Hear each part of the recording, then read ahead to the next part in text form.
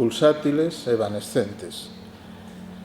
Hay que decir que todas las formaciones del inconsciente tienen este estatuto pulsátil, evanescente, excepto el síntoma, porque el síntoma es todo lo contrario a algo evanescente. El síntoma se caracteriza precisamente por todo lo contrario, por su constancia, por su insistencia, porque no desaparece.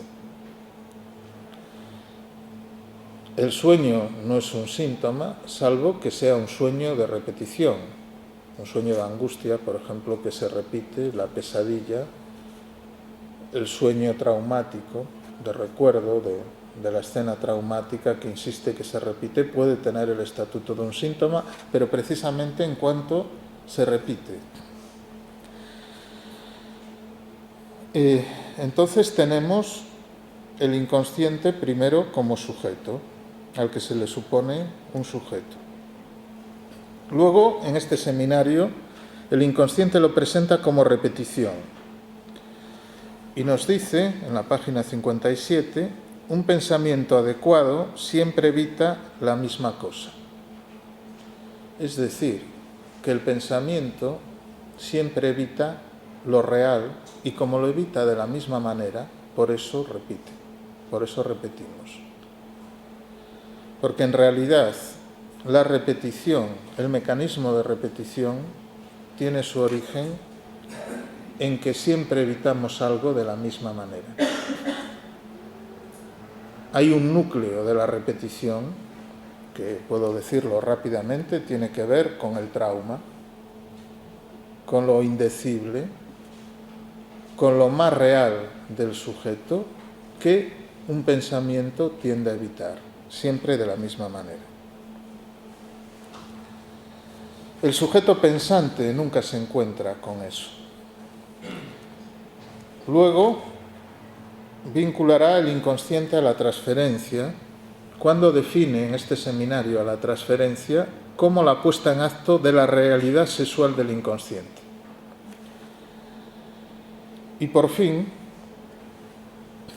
a la pulsión mediante este mecanismo pulsátil vinculado a las ciencias corporales. En cualquier caso, el inconsciente, bajo su forma sujeto, bajo su forma repetición, bajo su forma síntoma, hace obstáculo a la noción de salud mental. ¿Por qué no hay sujeto sin inconsciente? Entonces, la salud mental, de algún modo, está prohibida para todo ser que habla. La noción de salud mental emerge del discurso del amo. Y a la salud mental también se le supone un sujeto, del mismo modo que le suponemos un sujeto al inconsciente, los psicoanalistas al menos. A la salud mental se le supone un sujeto que es el sujeto del derecho a la salud y al equilibrio. Mientras que la noción de inconsciente excluye toda posibilidad de armonía del sujeto con el mundo. Si el síntoma lo ubicamos como una formación del inconsciente, adquiere una dimensión de verdad, de mensaje, que me apresura a decirlo, es solo una de las vertientes del síntoma, la vertiente querer decir del síntoma. En el síntoma hay una dimensión de la verdad reprimida que se expresa metafóricamente. Hay otra dimensión del síntoma que es la dimensión del goce del síntoma, que es el modo en que la pulsión está implicada en el síntoma. Pero remitiéndonos ahora a esa vertiente verdad, es diferente ubicar el síntoma en una dimensión de verdad que en una dimensión de salud. En el discurso de la salud mental, el síntoma no está en su dimensión, en su valor de verdad reprimida. Está en su valor de enfermedad. Enfermedad a la que se opondría la salud mental. Por lo tanto, no es lo mismo que el síntoma esté en la dimensión de la verdad a que esté en la dimensión de la salud. Está, cuando lo situamos en la dimensión de la salud, como un trastorno definido estadísticamente. Es un dato homologable que excluye la particularidad.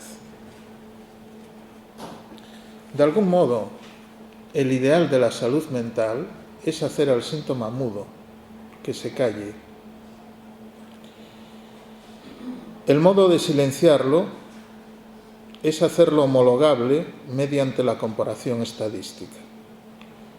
Es decir, desde el punto de vista de la salud mental, lo que se busca en las manifestaciones de sufrimiento de un sujeto es lo que lo hace igual a otros muchos sujetos y permite ubicarlo en un cuadro, en un síndrome, dentro de una clasificación estadística. Esto supone desubjetivar al síntoma, tratarlo en el puro orden médico. Si lo incluimos en el universal, en él para todos los que presentan esta manifestación se corresponde este cuadro clínico, lo que hacemos con el síntoma es vaciarlo del enigma que comporta para quien lo puede padecer. Y esto es lo que puede hacer que el síntoma vaya acompañado de un enigma, es lo que puede hacer que un síntoma sea analizable. Es decir, que el síntoma pueda ser concebido no solo en la dimensión de enfermedad, sino en la dimensión de verdad. A veces, la única presencia de la verdad en la vida de un sujeto es su síntoma.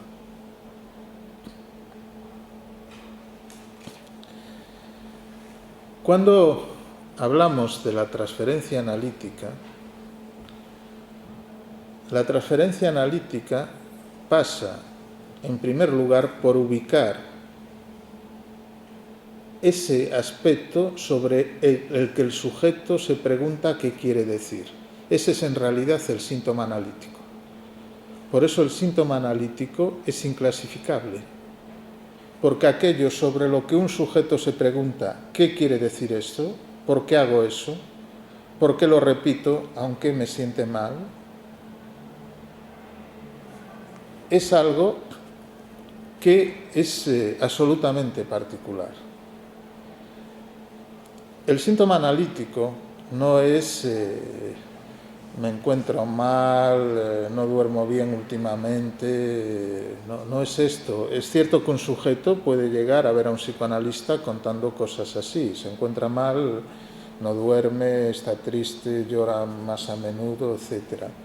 Pero precisamente las entrevistas preliminares con un psicoanalista están al servicio de poner en forma el síntoma para hacerlo analítico.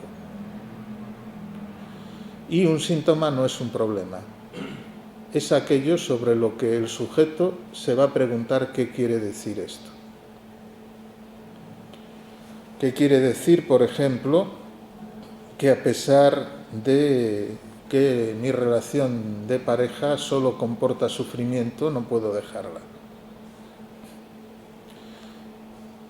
Cuando he tenido otras relaciones de pareja más plácidas que he dejado sin mayor dificultad. Eso puede ser analizable. El síntoma sería entonces su modo particular de